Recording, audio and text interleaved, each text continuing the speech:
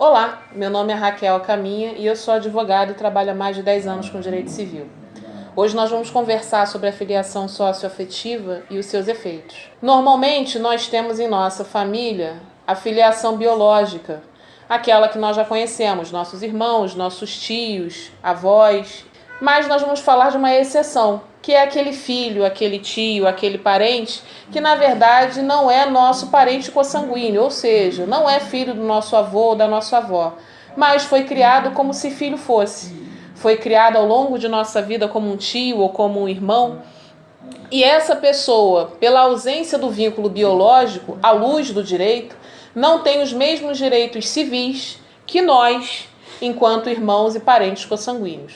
Existe no direito a figura da filiação socioafetiva, que permite a essa pessoa, mesmo não sendo filho biológico, poder ter o mesmo nome ou o mesmo direito que nós temos enquanto filhos dos mesmos pais e mesma mãe. Nesse caso, existe a possibilidade de registro quando os nossos pais estão vivos, ou seja, meu pai e minha mãe criaram um irmão que não é irmão de sangue e tem o interesse de torná-lo um filho legítimo para todos os efeitos civis, herança. Quando nossos pais estão vivos, existe a possibilidade do registro dessa pessoa. Esse registro pode ser feito através de via judicial, através de um processo de adoção legítimo.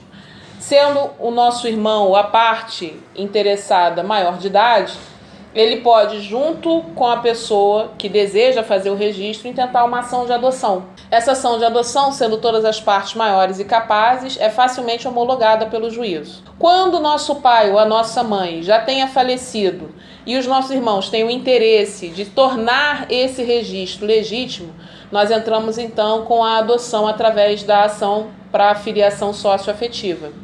A necessidade da comprovação, com testemunhas, fotos, relatos. Mais uma vez comprovada, essa filiação pode se tornar legítima mesmo após o falecimento dos nossos pais. Existe por trás disso todo um interesse social. Hoje em dia, é possível você fazer o registro do nome do pai ou do nome da mãe na certidão de nascimento, mesmo que esse pai não esteja presente no ato do registro. Existe toda uma comoção e interesse social nesse registro. O ECA, ou a própria pessoa, tem o direito de ter um pai e uma mãe como referência na sua certidão de nascimento. É um direito assegurado pela Constituição em seu artigo 5º.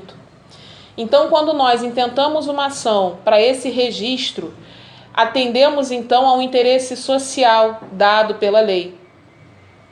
Nesse sentido, quando nós fazemos o registro da paternidade ou maternidade socioafetiva, nós damos a essa pessoa todos os direitos inerentes aos filhos biológicos, ou seja, nós damos a ela a capacidade de representação, a capacidade de herança e todas as outras que advêm com esse registro.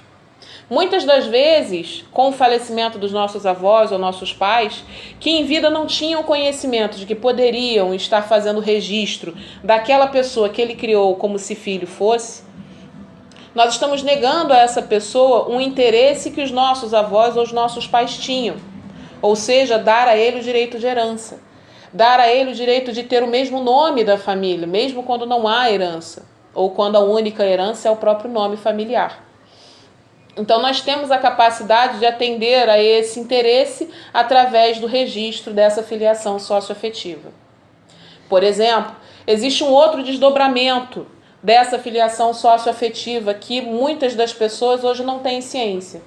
Em muitos casos na justiça nós vemos as ações negatórias de paternidade, aonde o pai que criou a vida inteira a criança, aos 10, 12 anos, descobre que aquele filho não é de fato um filho biológico. E resolve, então, entrar com uma ação negatória de paternidade para afastar o seu nome da certidão de nascimento daquele menor. Através desse instituto da filiação socioafetiva, os nossos tribunais superiores têm entendido que o fato de ter ou não o caráter biológico, ou seja, ser um filho consanguíneo ou não, não afasta a paternidade socioafetiva. Isso porque a criança cresceu a vida inteira chamando aquela pessoa de pai ou de mãe, mesmo sem o ser, e gerou nessa criança toda uma característica de carinho, de atenção, de cuidado, como se de fato o pai fosse. Nesse sentido, os tribunais e os juízes têm negado veementemente essa negatória de paternidade, porque existe esse vínculo que já se perdurou durante muitos anos. Então, a filiação socioafetiva não é tão somente a questão de trazer essa pessoa que não é da nossa família para o seio familiar, mas também garantir a essa criança a continuidade desse vínculo afetivo. Dessa forma, nós temos vários efeitos da questão da filiação socioafetiva. Não só o efeito da adoção, mas a continuidade desse vínculo familiar. Existem outras questões sobre a filiação socioafetiva que nós poderíamos estar considerando e falando aqui. Vou pedir para vocês, então, no final do vídeo, dar a sua sugestão para a próxima matéria, para o próximo vídeo que nós vamos discutir aqui. E deixar as suas observações, seus interesses. Não esquece de deixar o seu like e curtir o vídeo.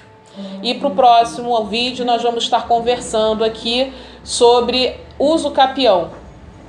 Muito obrigado pela sua audiência, pela sua participação e nós nos vemos no próximo vídeo. Até lá!